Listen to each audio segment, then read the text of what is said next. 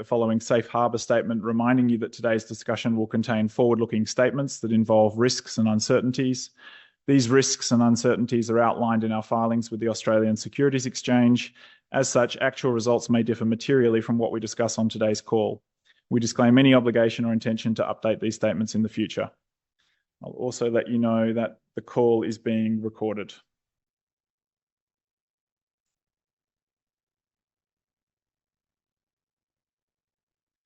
So the main message that I wanted to communicate to all of our shareholders today is that it's been a very strong start to 2024 for PYC. And associated with that, the company has made progress from its near-term ambition of putting 3 first-in-class drugs with potential for disease modification into human studies by the end of this year, and is really now starting to focus on the next phase of the company's development, which looks to establishing the human safety and efficacy profile from a proof of concept standpoint or a phase 1/2 study outcome context for each one of those 3 assets between now and the end of next year. If we think about the broader organizational journey on the path to market, that forward view of the next 18 months represents one phase of the company's development, what we call clinical proof of concept.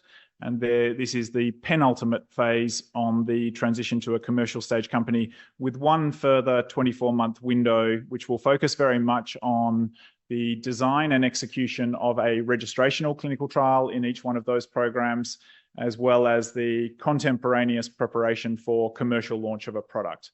And at that point, we intend on starting a series of new drug applications, assuming that each of these programs continues to see the success that it has seen to date, and then to launch those products into market starting in 2028. So it really is this window at the front end here now that represents the pointy end from a biotech standpoint. We know that genetic medicines that enter late stage clinical studies have a very high propensity for success. In fact, I think we have previously referred investors to an article by Cam et al. That did a retrospective evaluation of all genetic medicines that underwent a phase 3 clinical trial in the period between 2000 and 2008. And 100% of those drugs had the intended effect on the genetic target. So very similar to the concept of early de-risking in the context of monogenic diseases. That translates all the way through to late stage studies. What that means is the critical outcomes from PYC standpoint are represented by the donut, human safety, and the star here in terms of the clinical proof of concept. These initial efficacy signals are very powerful in each one of these programs. If we design those programs, those early stage phase 1/2 clinical studies correctly, we can glean a very significant insight into what is likely to happen as we move these assets through to late stage development. And we're going to touch on that very shortly as well. So you can see here the formal readouts that come in relation to each one of these assets. What you're seeing at the minute is getting an early insight in relation to each one of these. And in particular, on the safety dimension, we have some considerable data that has been released on Monday of this week, along with the initial insights on efficacy in the RP11 program. And so what you're looking at here are the formal readouts associated with the studies that are currently occurring. But it's very important that investors understand this is not going to be a binary event. You don't have to wait until these milestones in order to see data that will inform the outcomes in relation to these. It will be very much layered as we go through the process of executing what are largely open label studies, where we have visibility and access to the data as events are unfolding.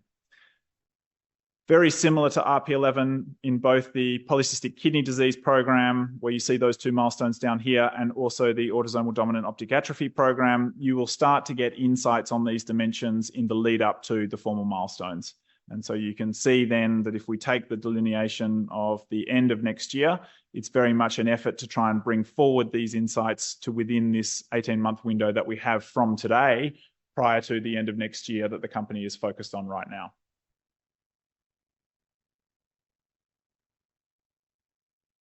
Just a quick comment on the commercial environment and an important macro trend that investors should be aware of. Plan A is obviously to deliver on those milestones that we just spoke about, communicate well in relation to the outcomes, and have the value associated with those events recognized in our market capitalization. But it is also very nice that we have got the benefit of optionality with respect to accessing capital. The transactional window not just for these specific assets, but generally is shifting from the $5 to $10 billion late stage deals. The industry is moving towards earlier phase 1 to $2 billion deals at this point in time. So that creates a nice ability for PYC to consider not just funding itself through access to capital markets, ideally at a fair valuation, but also to have the opportunity to out-license assets to receive upfronts in the event that we decide to partner one of these programs. And just on that front, we've spoken before about the size of the indications and the target markets that we're going after. This was just a lovely quote from an article recently that is not in relation to one of PYC's candidates. This relates to a candidate from a different company, but the striking feature is in relation to the prevalence of the indication. So this is a market opportunity that is being described as significant, despite having a low prevalence of less than 1 in 100,000 people. So this is a lower prevalence indication than RP11. RP11 affects just slightly higher than 1 in 100,000 people. And if you look at the peak sales prediction in this indication based on the orphan drug pricing, you can see that there is a very significant commercial opportunity associated with the RP11 drug itself. And if you think from there, we're moving from 1 in 100,000 prevalence in RP11 to 1 in 35,000 prevalence in ADOA, and then 1 in 1,000 prevalence in the context of ADPKD, you can see the size of the commercial opportunities that PYC is pursuing increases as we move down the development pathway. What we're going to do now is to do a deep dive in relation to each one of the programs to give you an overview of progress that has been made and specifically what to expect as we look towards the end of this year and into next year. And at the end, having done that, it's very much about giving you an understanding of where we've got to date and what we plan on doing through the course of this next critical 18 months. We'll open up the conversation for Q&A.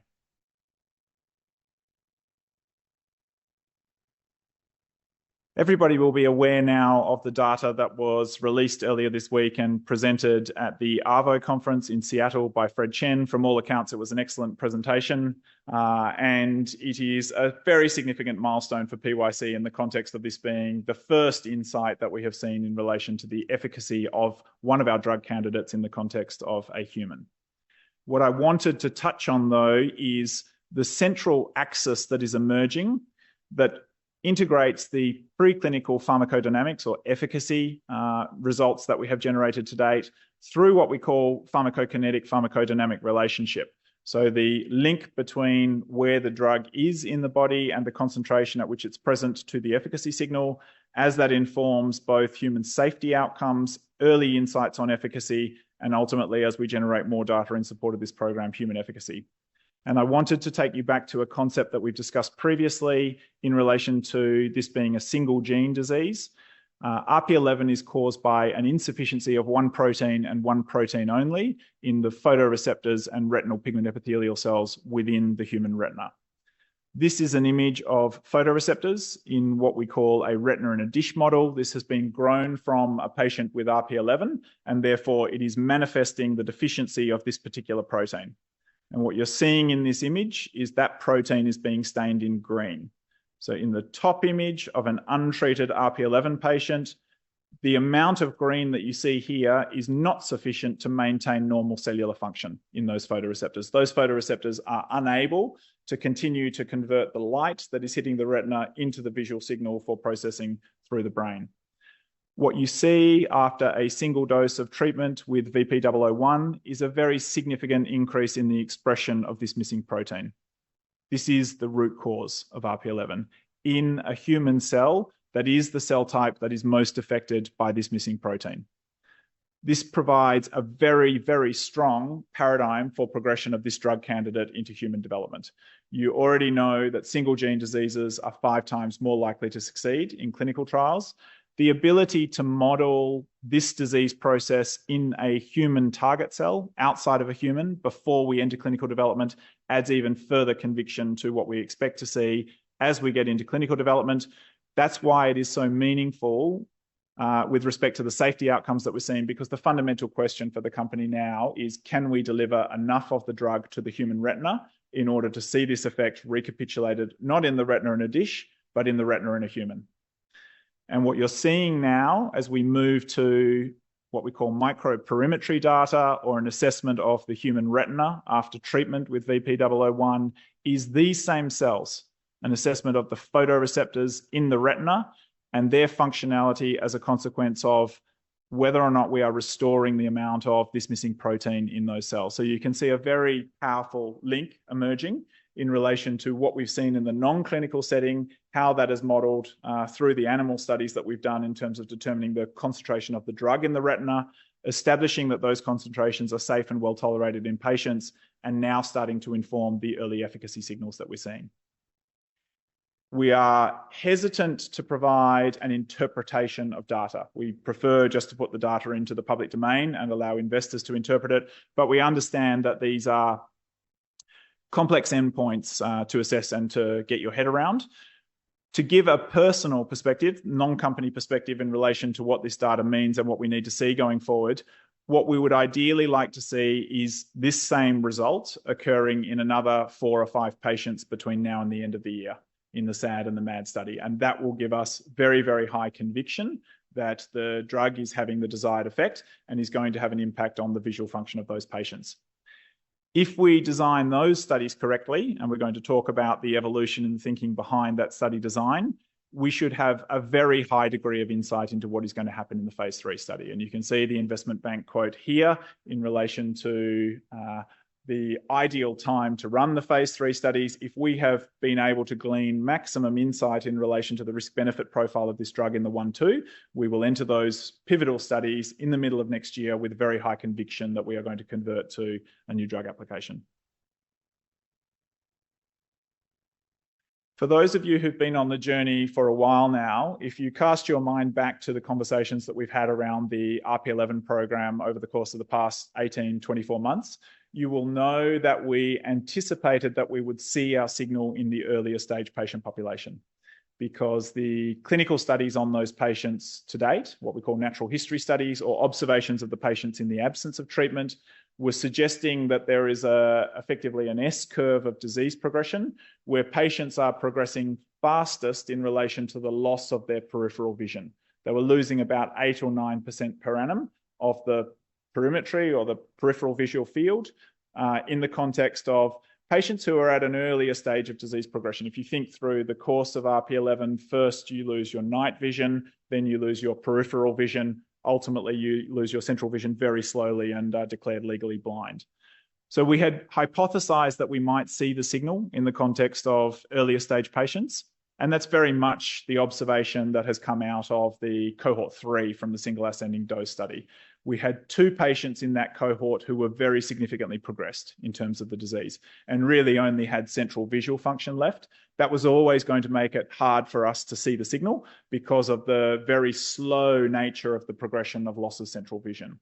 And I think the striking feature was in the 3rd patient in that cohort who was younger and at a much earlier stage of disease progression. That is the one in which we saw the most significant signal with respect to the potential response to the investigational drug candidate there. So what we've done now is we have refined the inclusion criteria, both for the execution of the SAD and the transition to the multiple dose study that is coming later this month. What we are looking to do now is to focus on those early stage patients. So we are giving ourselves a stratified patient population who are going to enable us to see that signal most clearly, to glean most conviction from the phase 1/2 studies. And I want to be clear here, we're not saying that these are the only patients who are responding to the drug. The drug should be, in theory, addressing the root cause of RP11 in every patient. What we are saying is these are the patients who are moving fastest on a dimension that we can measure, and therefore they are affording us an opportunity to see our signal fastest. And that's very important now. What we need to do through the completion of the phase 1/2 is understand the impact of the drug candidate on the patient's visual function and try to correlate that to an endpoint that is going to serve ideally as our primary endpoint as we transition through to that pivotal study. From there, we need to have a conversation with the regulator to agree that if we see a recapitulation of what we expect to see in the context of that registrational study, that will support the new drug application. And if we get that right, we'll be progressing very nicely through that second 24-month final horizon before we become a commercial stage company. Very, very exciting time in the context of RP11. We are very close here, and I think we're going to have a lot more insight between now and Christmas in relation to the data that will be gleaned from this refined patient population, a larger number of earlier stage patients assessed on the same endpoints that we are focusing on here that relate very much to visual fields. We'll open up for Q&A on that at the end of the session, but I want to move through the rest of the pipeline as well. In terms of the ADOA drug, you can see that the near-term milestone that we have here is for a regulatory submission to enable first-in-human studies. We're at a very advanced stage of preparing for that regulatory submission, and we expect to be dosing humans in the third quarter of this year. So what you'll see from the company in the near term is the outcome of what we call the good laboratory practice toxicology studies that will enable that regulatory submission to be made, and then the outcome of the regulatory submission. Preparations are very much underway for patient enrollment and preparation for patient recruitment so that we can move seamlessly through dosing and a single ascending dose study later this year. The very, very nice thing that I do want to draw your attention to, now that we have got the safety tolerability signal, or a large part of that in the RP11 trial, and we're seeing a very, very clean safety profile, there is a significant inference that can be made to the extent that this is the first time that this modality has ever been used in a human eye before in relation to the safety profile of a PPMO, a peptide conjugated RNA drug, via an intravitreal route of administration or application to the eye for the treatment of a retinal disease. And so this is very, very nice read-through data that is being informed from one program to the next. We are using a different delivery technology and a different oligo. So we still need to fully characterize what this specific drug candidate looks like, but there is a lot of read-through at the modality level from the safety signal in RP11. There are some questions on the ADOA program with respect to the ability to fan out into other indications that we have touched on briefly previously, but we will go into in some more detail through the course of the Q&A. And then to the big one, polycystic kidney disease. You have seen some data come out earlier this quarter in relation to the safety tolerability profile of this candidate in non-human primates. These are non-GLP, what we call exploratory or dose range finding studies. The data here is really lovely. It's showing that the drug candidate is safe and well tolerated at doses of 3, 10, and 30 milligrams per kilogram.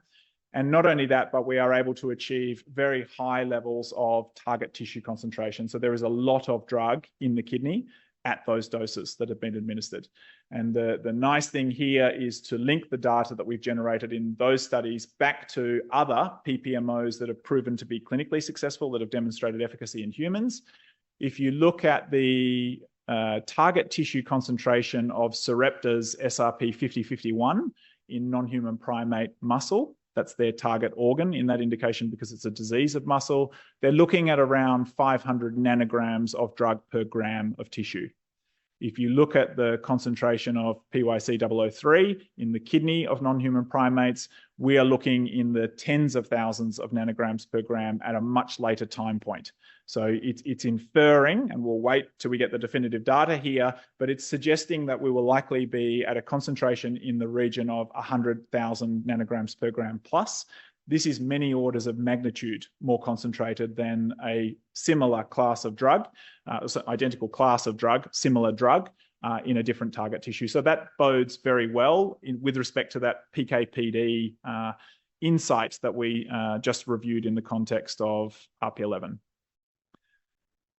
The very exciting thing about this program, not only is this a disease-modifying approach, and it appears due to the complexity of the target gene in this instance that this may in fact be the only way of rescuing this disease indication, but when we go into animal studies of this disease, this is an indication or a disease process where the regenerative capacity of the organ means that we are not just aiming to stop disease progression, but we are actually hoping to reverse the disease process itself, allow the tissue time to regenerate and restore both anatomically and ultimately functionally the role of the kidney in the human body such that that patient doesn't need an organ transplantation. That is really the objective of this program.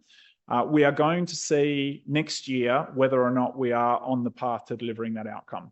So this is something that investors should be aware of. The path to the efficacy signal in the context of the kidney program is going to be a lot shorter than it will in the context of the retinal disease programs, by virtue of a couple of different things. One is the rate of progression of the disease. Two, the potential for reversibility. Three, the existence of a biomarker that is going to give us a really nice early insight on whether that drug is working. Administer the drug.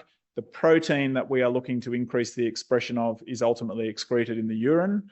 So we can measure that in patients and get a very early insight on whether we're on the right path here or not. Okay, with that concludes the formal part of the presentation. I'll leave that page up because it is the critical one. I will invite all shareholders to submit any questions that they may have through the Q&A into the Zoom portal. And we have a couple that were submitted here prior to the session that I'll address now, and then maybe we'll open up to the room to start with whilst people put their comments into the Q&A function. So the first question that we have here: what was the reasoning for lodging a patent for glaucoma? And this relates to the questions that we've had in relation to the ADOA drug. The rationale behind lodging the patent for glaucoma is that there is a body of evidence that supports the notion that an increased expression of the OPA1 protein is protective of retinal ganglion cells in the context of glaucoma. And so the idea here is that we can repurpose the ADOA molecule in the context of other blinding eye diseases. And in particular, the benefit that we can glean here is that if we have characterized the safety tolerability profile of that drug in an ADOA patient population, it enables us to progress directly into a mid-stage clinical study in the context of other indications that share the same dosing, the same route of administration, and by implication, the same preclinical safety tolerability and ultimately clinical safety tolerability that will generate in the phase 1 SAD in ADOA, and get ourselves a read as to whether or not that drug is beneficial for patients in those other indications. Now, what people should be aware of here, firstly, look, you can look at it. There's quite a nice body of literature suggesting that increasing OPA1 expression in the context of different animal models of glaucoma is protective of the retinal ganglion cells. The body of work that PYC is currently doing is we are looking at these patient-derived models. So we're generating ourselves the retina and a dish models from patients with glaucoma to give us the conviction that it is worthwhile progressing into one of these phase 2 studies in the context of glaucoma. It looks very promising at this point in time. We'll come out to the market when we have definitive results in that context and are looking to initiate that process in the context of that indication. There is a lot of interest amongst the retinal physicians around the use of this drug molecule in the context of that indication specifically. Not just that, but there are other ocular indications in which improving the bioenergetics of the cell could potentially have an impact on the phenotype. What you are trading off there, and we should be very clear about this too, glaucoma is not a monogenic disease. So it does not benefit from the same extraordinarily high propensity for success in clinical development that the monogenic drug candidates that you see on the page in front of you do. That's why it's a terrific starting point that you can get straight into a phase 2 study. Massively shortens the path to market. So there's some offsets there, and it's obviously a much larger patient population that we're going after, albeit that is partially offset by significantly reduced drug pricing in the context of non-orphan indications. But you can see the key decision from the company standpoint to launch that clinical trial. What is the conviction that we have that this drug is going to have a meaningful impact in those patients? And so the more evidence that we can get in the non-clinical setting around having the conviction that this is going to make a meaningful difference, the better positioned we are to progress into that clinical trial. Next question. The last announcement said initial encouraging microperimetry data showing improvement in retinal sensitivity for one patient in cohort 3. Brackets 30 micrograms of the investigational drug candidate. Does this indicate an improvement in their vision as opposed to not getting any worse? So we'll have a quick look at that microperimetry data. Look, yes, that's exactly what it means. This patient has improved from a microperimetry standpoint in the context of the treated eye, and notably, they have also got slightly worse in the context of the fellow untreated eye. So there is a delta emerging here. You can clearly see from the microperimetry imaging here, and very helpfully, Shri has highlighted the different foci that we are looking at here. Those that have seen a statistically significant improvement in the sensitivity to the threshold here. So this is an improvement that is occurring in the context of this patient. This is really helpful for us. We had hoped, but we're not sure that we may be able to see this. You need to keep this in the context of endpoints that can fluctuate. There is a range of outcomes at any given point in time. So hence my comment earlier in relation to what I personally would like to see going forward.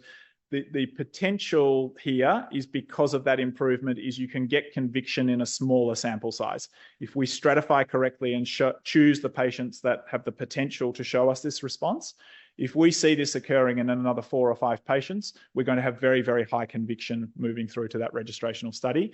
That not only we are seeing an effect of the drug, but we're going to be able to measure and quantify in a statistically significant manner what that delta looks like as we move through to a new drug application. PYC has filed another patent, Advanced Compositions and Methods for Treatment of Kidney Disease 2, on 6th of May 2024. This is another Advanced Composition and Methods patent after an earlier one on 4th of April 2024. Would you please shed some light on this subject? Is it related to ADPKD? Look, the company has a lot of focus on our clinical stage programs right now. We are continuing to work in the discovery realm, leverage the insights and the knowledge that we have gleaned in the context of progressing each one of these assets through to clinical development in the context of different applications of precision therapies and also expansion of our interest to other disease indications. We are not ready to make any commentary here. This represents a new modality that PYC is contemplating moving into in the future. It's not a focus for the organization right now. We want to keep everybody's attention very much on the assets that are in or near clinical development. We will come back to market at an appropriate juncture and talk further in relation to what we have done there. And that goes generally for conceptually what is occurring beyond just those patent filings. We continue to be very active in the discovery domain. There is just so much excitement at this point in time around what is happening as these first-in-class assets with disease-modifying potential are moving through to human readouts, where the rubber meets the road in our industry, and so much going on in that domain that we want to make sure we are adequately communicating in relation to what is really going to move the needle in the short term. We'll come back and have other conversations in relation to discovery work at a future point in time. I'm interested in the comment that if phase 1 ADOA is successful, it could lead on to multiple phase 2 trials. I note from Google that OPA1 mutation is associated with other conditions such as OPA1 plus conditions, which I assume are rare, but maybe some of the phase 2 trials you are referring to. And I think there's a related question. I also note there seems to be an association with glaucoma, which you mentioned in the presentation. My fairly superficial search was less clear about glaucoma. I would like to know if it's just the normotensive group who tend to have OPA1 mutations, or is it also in high pressure group? What proportion of glaucoma carry OPA1 mutations? I'm aware that glaucoma treatment, particularly on the normotensive group, can be challenging and would be great if a significant portion could potentially be treated with our ADOA1 drug.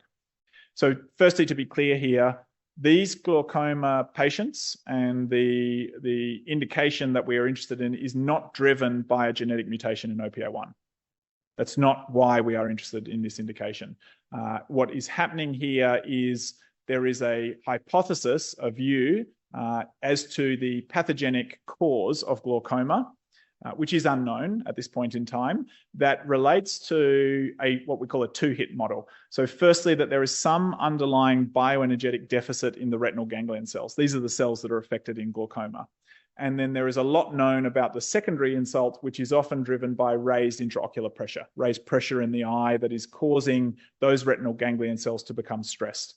And so the theory that we are exploring here is that if we are able to improve the bioenergetics or the energy production of the retinal ganglion cells, we will make those cells stronger and therefore more able to resist the secondary insult of the raised intraocular pressure or whatever that may be that is causing them to undergo cell death and for those patients to lose their vision. And so it's really an exploration in the preclinical setting of getting an understanding of exactly what is going on there and how can that be translated clinically to the 1/3 of patients who have glaucoma who are progressing despite maximal therapy. That's really what we're looking to do in that context. So hopefully that addresses the question there. When you say concurrent phase 2 trials, is this as soon as the drug passes the phase 1 trial for ADOA? Are we then able to progress to phase 2 trials for all the conditions with OPA1 mutations, assuming we have the resources? Yes, that's correct, with the caveat being that the patients don't have the OPA1 mutation. It's a different hypothesis. It's an ingoing assertion that increasing OPA1 expression in patients with glaucoma or Leber hereditary optic neuropathy, acute ischemic optic neuritis, possibly geographic atrophy, these other conditions could benefit those patients because we are improving the mitochondrial dynamics and kinetics of the cells that are affected and causing that patient to go blind. It's not driven by a mutation in that context. But generally, the concept is correct there. Okay. We will move across now to the Q&A. At what dosing level was the image of the retina treated with VP001? So this is the microperimetry data that you're seeing on screen here is from a patient in cohort 3 who received 30 micrograms of the investigational drug candidate. What's the profile of the other 2 patients in cohort 3? Were they also early stage? Did you have an expectation on when the drug would have an effect after dosing? So hopefully we covered that through the course of the presentation. The other 2 patients in cohort 3 were at a far more advanced stage of disease progression. By focusing RP11 on early stage patients, does that limit application to other patients without future studies and therefore reduce the market opportunity? No, that was the point I was trying to make before. We're not saying that there are patients with RP11 who won't benefit from the drug. As you've seen from the patient-derived model on the left-hand side, this drug is addressing the underlying cause of all patients with RP11, confirmed PRPF31 loss of function mutations. So what we are saying here is that it's in the context of the early stage patients that we are likely to be able to see our signal earliest, and therefore that will inform our progression through to late stage studies. That has got very clear precedent in other ocular indications and should not have any implications with respect to restrictions on the label or the patient population who are likely to be able to use or benefit from the drug candidate. How will AI impact PYC's development pipeline? That's quite a broad question. AI at this point in time is shaking up the drug discovery industry in a very significant way. I think it largely remains to be seen exactly how that will play out, where the best applications of artificial intelligence are throughout the course of drug discovery and development pipelines generally, not just for PYC. We know that it's going to have a very significant impact. There is a lot of noise around AI, and we're in the window where we are sifting through that noise to find the true value-adding applications of the technology. We are a part of that process through our collaboration with Google Cloud, and we have ongoing activities that should help us respond to it, not just on the back foot, but getting on the front foot to see how we can use AI to get ahead of the curve here, coupled with the existing knowledge and capabilities that the organization has. Has perimetry ever been used as an approvable endpoint with the FDA in other blinding eye diseases? So there is a no is the answer to that now, but there is a very strong push towards microperimetry as the right endpoint for patients with retinitis pigmentosa. And in fact, Shri was at a conference over the course of the weekend run by the Foundation Fighting Blindness. There is very much a concentration of effort on this particular endpoint in the context of retinitis pigmentosa specifically, amongst other companies that are pursuing different forms of RP. So RP, the phenotype, but caused by an underlying different genetic mutation within this indication. There is a very strong push and deposition to the regulator to accept microperimetry as a registrational endpoint, and it seems to be the endpoint on which we are closest to getting the FDA to accept a novel endpoint in the context of a late-stage trial. And coupled with the enhanced flexibility that the regulator is demonstrating towards accelerated approval pathways, novel endpoints, surrogate markers of disease progression, I think that's entirely appropriate that we're moving there. So PYC is part of the bodies that are making the representations to the FDA. There are, of course, other examples of companies such as Spark Therapeutics and Luxturna who have had a novel endpoint in the form there of the multiluminescence mobility test, or the MAZE, have had their drug approved on the basis of one of those novel endpoints. Regarding RP11 trial progress, understand waiting on approval for 75 microgram dosing. Do you have approval at present to progress straight into the MAD design, or are you waiting on FDA approval to progress into multi-dosing? So here we have the approval, all relevant approvals to progress to the 75 microgram SAD cohort. So we're not actually waiting on approval there. In fact, 2 of those patients have already been dosed. And we are hoping for the 3rd patient to be dosed on Monday. We'll come out and confirm once we have locked that away. Shri and Claire, our 2 colleagues in the US who are leading that effort, are doing an outstanding job on the execution of that clinical trial. And we are not far away from generating data for those patients. We are now also preparing for initiation of the MAD later this month and patient dosing there. So we are moving at speed in both the SAD and the MAD, and we are going to be getting data coming from both sets of patients in the near future. Final one on RP11. As you have an IND, is there any plan to expand to US sites within the SAD-MAD study, or you won't enter US sites until the registrational trial?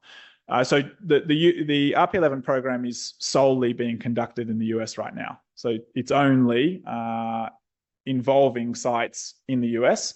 There is an expansion to include additional sites, all of which are also in the United States, through the progression of the SAD and MAD, and it's actually going the other way. What we are looking to do now is see whether or not we can enroll geographies and jurisdictions outside of the US for the registrational study.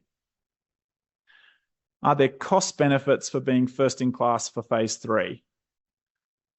Not really. The primary benefit for entering into a registrational study with a first-in-class drug comes at the back end of the process when you're launching that drug in market. I think we've given some illustrations previously. It's worth people having a look at the uptake of other first-in-class RNA therapies for rare disease. Spinraza provides a very nice example here. Typically, what we see is a very steep uptake curve, which is not surprising. Patients are literally waiting for these drugs. You can see even up to 80% of peak sales being reached within 12 to 18 months of product launch. So that's the primary advantage that you get there. The other benefit from a sponsor standpoint is that when you are a first-in-class drug candidate in the context of an unmet need, when there is no approved therapy, it's a genuine unmet need, such as RP11, there is no standard of care against which to compare your drug. So you are really looking to compare your drug against the absence of treatment, which is why we are running these natural history studies concurrently, so that we can get a better understanding of how quickly the disease is progressing in a statistically significant manner, or a manner that enables us to generate statistically significant data showing the delta between the treated and the untreated groups in that context. Any progress update with AlphaFold project, noting announcement from Google DeepMind overnight, predicting the structure of and interactions between biological molecules interacting, including proteins, DNA, RNA, and small molecules that could function as drugs. So what the question refers to here is there's been a new release of the AlphaFold technology. AlphaFold v3 has become available this morning, or published, and it is extending the ability to move from modeling the target protein that we are looking to have an interaction with to the peptide small molecule, smaller component that we are looking to have that interaction. So no, it's a bit fresh, that one, for us to be providing an update on how that's relevant to us. Isomorphic are clearly leading the field in this context, and it'll take some time for that to flow through before we can respond to it. But what I will say is that we are likely to, thank you, Carol, look to include the latest iteration of that software in our activities in collaboration with Google Cloud. If other responses can be seen from the first round of injections that have been completed already, would that help you confidence RP11 is working, or is it the upcoming MAD and SAD trials? I think what is being referred to there is the historical data from the patients who've already been dosed in the SAD. What we've touched on here is those patients are likely to take a lot longer to give us that signal. So we're obviously continuing to follow up those patients. We are certainly hoping that we start to see patients from within the SAD convert under the expanded product access protocol to a multi-dose format. That would be very helpful there. But I think we probably have got a pretty good handle on where those patients are at for now. We obviously want to see what the impact of the drug is in the context of a longer period of time. So yes, that data will be very helpful for us. But I think the most promising prospect going forward, given what we've seen to date, is in the higher dose cohorts where we're getting more drug to the patient retina in the context of an earlier stage patient, with a focus on this dimension in which the endpoint is moving the fastest in the context of visual fields. Do we prefer outright sale of an indication, or partnership or income stream? Look, the typical structure in relation to licensing deals in the biotech industry is a transaction that has got three components. There is an upfront component of cash paid from the licensee to the licensor. There is a series of what we call milestones that are paid, again, from the person licensing the drug to the person who has licensed it to them, through different milestones of development, often tied to clinical development milestones, but typically back-ended to include sales milestones as well. And then there is a royalty, usually for these types of deals in the low double-digit categories. So we get a bit of an exposure to both anyway. You get the upfront component, and then you obviously get the back-end, the at-risk component, or what is referred to as biobucks. We are in a position where we're just going to evaluate any potential deals and the term sheet for them that come across the desk of the organisation moving forward. They'll be looked at on their merits. They will be looked at in the context of the company's own modelling in relation to the intrinsic valuation of those assets, which reflects very much the assumptions that we've spoken to you about today. Very high probability of success for these molecules, very attractive commercial markets in the event that you're launching first-in-class drug products for an unmet need. How will giving the safety trial patients the option for additional treatment correlate with the multi-dose study?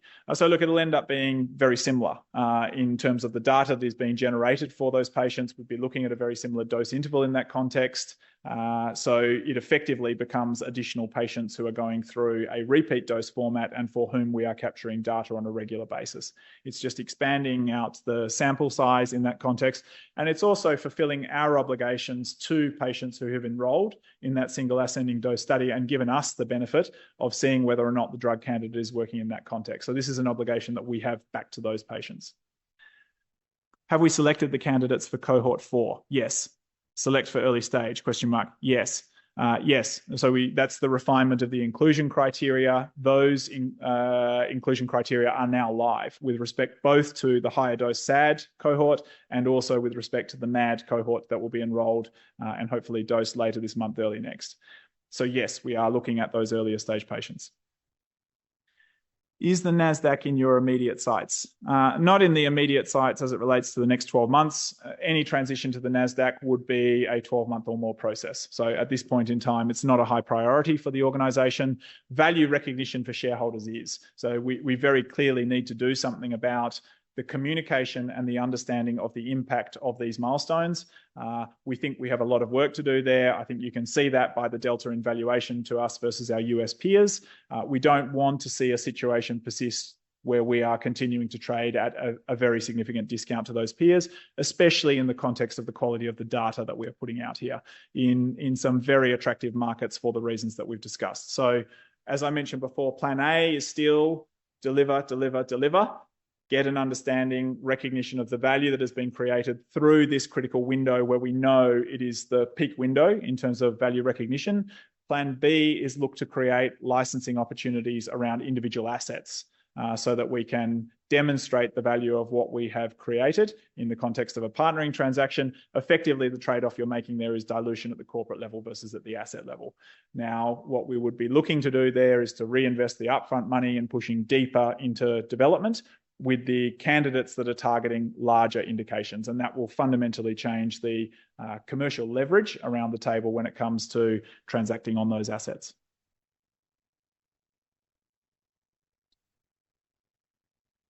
That's it for the Q&A to date. Any other questions in the room?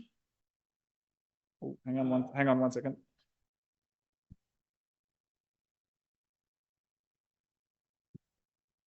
I'd like to ask, with the patient where you think it's worked, did the testing show up changes first, or did the patient waltz into the clinic, thinking there's a bright golden star on the horizon sort of thing? Did the patient pick it up first, or did the testing pick it up? Yeah, it was the patient. So very nice that the quantitative assessment of the patient correlated with what the patient was reporting with respect to an improvement in the visual function. So the patient first noticed that they were finding it easier to read the computer screen, and this patient's occupation requires them to spend a long time at the computer screen reading the computer, and had a series of other observations in relation to how her activities of daily living or visual function were affected by receiving treatment with the drug. So that was very, very encouraging. A very well-educated and articulate patient who was able to convey the impact of their experience very eloquently to their treating clinician there. And there is a lot of excitement as a consequence on the part of the clinicians.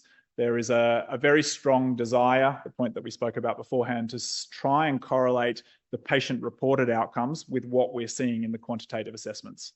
And that will help us understand exactly where we need to look in relation to the progression to the late-stage studies that's scheduled for next year. Pat, can you go microphone? Thank you. And what was the time frame from dosing to her realization or the patient's realization? Look, the data that you have seen is from a 4-week follow-up, and the patient was scheduled to come in again at 12 weeks. But because of the patient-reported outcomes, we brought the patient in for an unscheduled visit at 8 weeks and conducted the same assessment. The 4-week and the 8-week quantitative data correlated, and so that provides a very nice package in that context. It's somewhere between dosing and the 4-week visit that had occurred for the patient. So it's very early, right? Very, very early.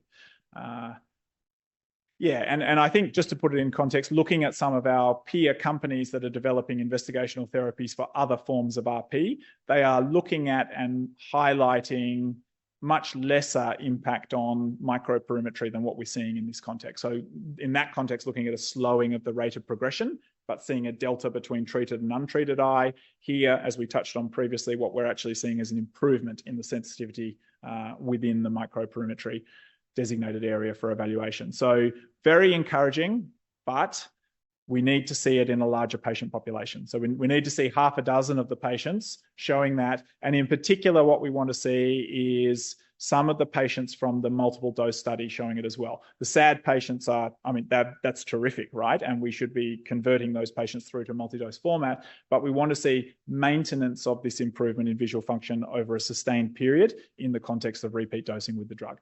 That's why the data that is coming between now and the end of this year is so critically important for us. Oh, we've got another one, another couple. What is considered early stages for RP11? Is it just night blindness, or does this cohort include those who have lost some peripheral vision? Yeah, yes, it is. It does include those patients who are starting to lose their peripheral vision as well. So with RP11, it's typically a disease of childhood, but we do see what we call a variable age of onset of the disease. So some patients don't present until they're older. Despite the variability in the age of presentation, once diagnosed, there is a very consistent rate of disease progression from that point. And so for earlier stage patients, and you can see them reflected in the inclusion criteria, if you go back and have a look at the presentation at ARVO, I understand that it's difficult to get involved in some of the technical measurements here, but effectively what we're doing is we are including patients who have a minimum preservation of their peripheral visual field left. So we've effectively set a cutoff in terms of the visual field, and we are accepting anybody into the trial who's got more peripheral vision than that threshold. And so that will include some patients who have progressed and lost some of their peripheral vision. It will also include other patients who are at a much earlier stage of disease progression, and the fundamental impact of the disease to date has really been loss of the night vision or dark adaptation. Will this session be available online? We'll see what we can do with respect to making the recording available. But if you email the company's info line, we'll send you a link to the presentation. Okay, so in summary, if we just go back up to the headline message, really today was an opportunity to hopefully share some of the great enthusiasm and excitement that exists within the organisation and increasingly around the organisation. It is very gratifying to hear back from the ophthalmology community, their excitement in relation to what we are seeing in relation to the RP11 drug.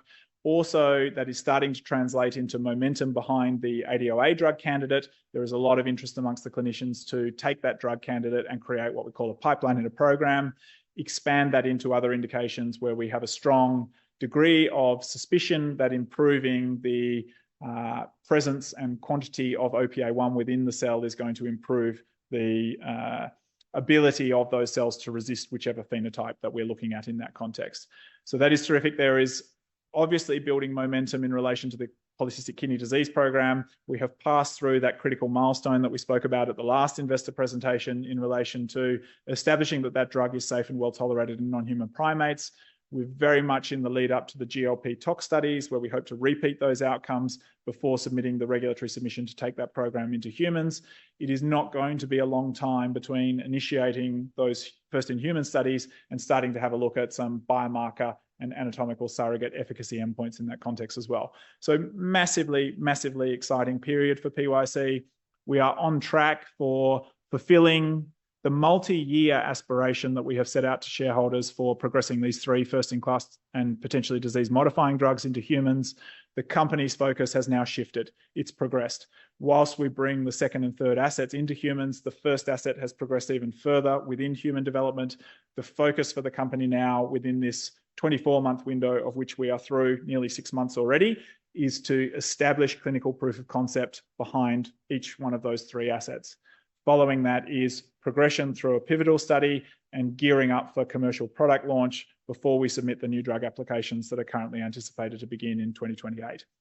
Very, very exciting time for the organisation. We are at the pointy end. You are going to see a whole bunch of readouts throughout the pipeline, but in particular, there is a lot of excitement around what is going to happen in these SAD and MAD patients that you are going to see the data on between now and the end of this year. Thank you very much for your time. We look forward to updating you through the course of the next quarter in the form of the ASX announcements and then holding another investor session in Q3 to update you on progress.